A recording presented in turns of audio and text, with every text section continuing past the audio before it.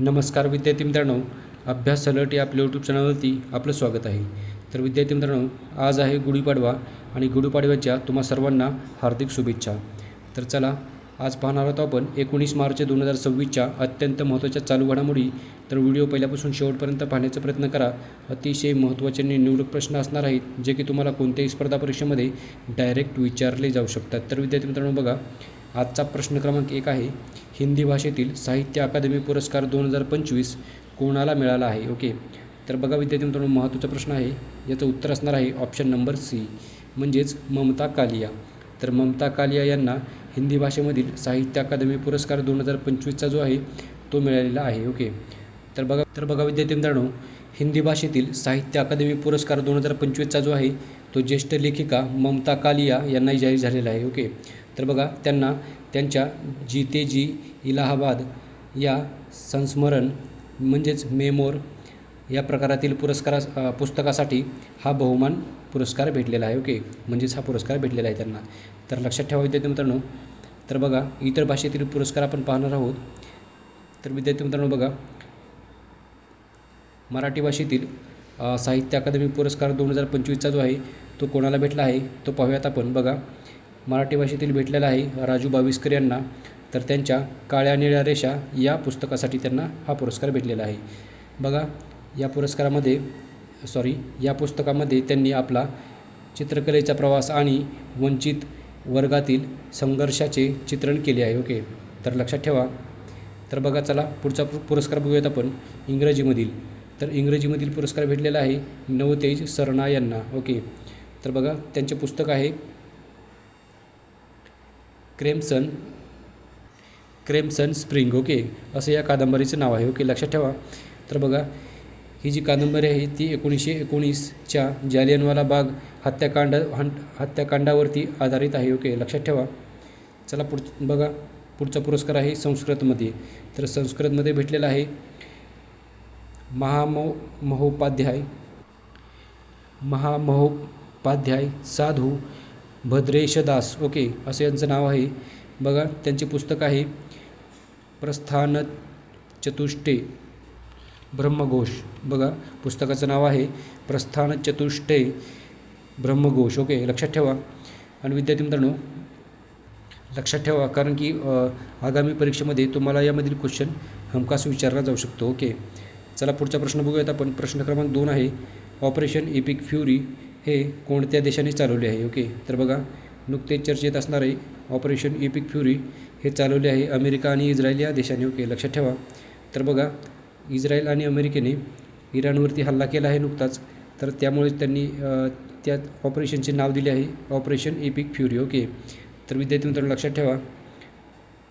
चला बघूयात आपण. बघा, हे जे ऑपरेशन आहे ते 28 फेब्रुवारी 2026 रोजी अमेरिकेने इस्रायलच्या सहकार्याने इराणविरुद्ध लष्करी कारवाई म्हणून सुरू केलेली आहे. ओके, लक्षात ठेवा.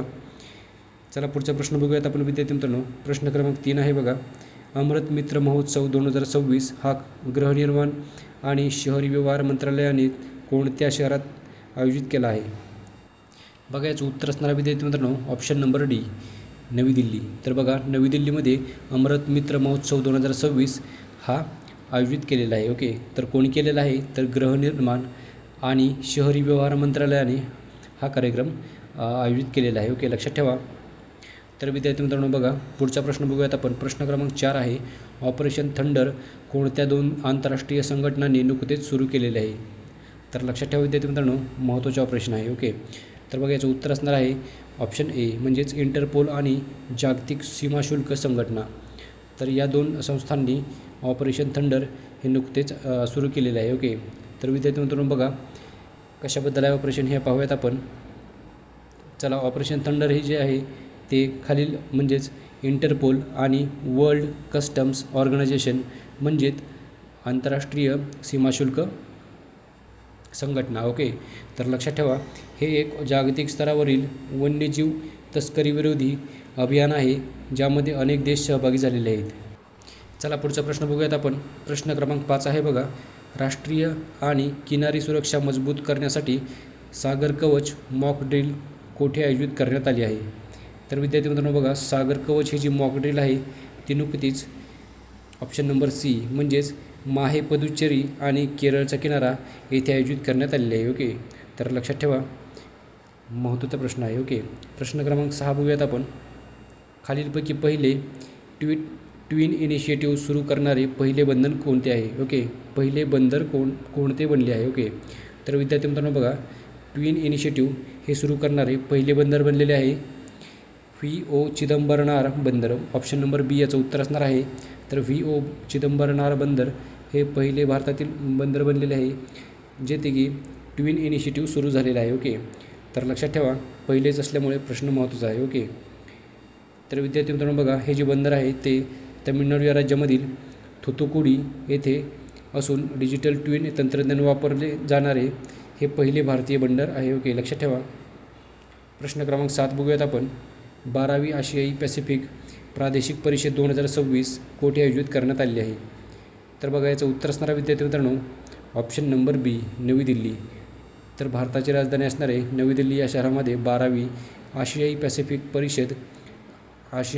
पॅसिफिक प्रादेशिक परिषद 2026 जी आहे ती आयोजित करण्यात आलेली आहे. ओके, लक्षात ठेवा, महत्त्वाचा प्रश्न आहे विद्यार्थी मित्रांनो. चला पुढचा प्रश्न बघूयात आपण. प्रश्न क्रमांक 8 आहे बघा. कोणत्या राज्यामध्ये अराकू कवनी हा बाजरीवरील आधारित आदिवासी खाद्यपदार्थाचा मेनू सुरू केला आहे? ओके, तर विद्यार्थी मित्रांनो बघा, बाजरीवरील आधारित आदिवासी खाद्यपदार्थाचा मेनू त्याचं नाव आहे अराकू कवनी. हा नुकताच सुरू केलेला आहे आंध्र प्रदेश या राज्याने. ओके, ऑप्शन नंबर ए याचं उत्तर असणार आहे आंध्र प्रदेश. ओके, तर लक्षात ठेवा विद्यार्थी मित्रांनो. प्रश्न क्रमांक 9 बघूयात आपण. बघा, प्रश्न महत्त्वाचे आहे विद्यार्थी मित्रांनो. प्रश्न क्रमांक 9 आहे. पोटी श्रीरामुलू.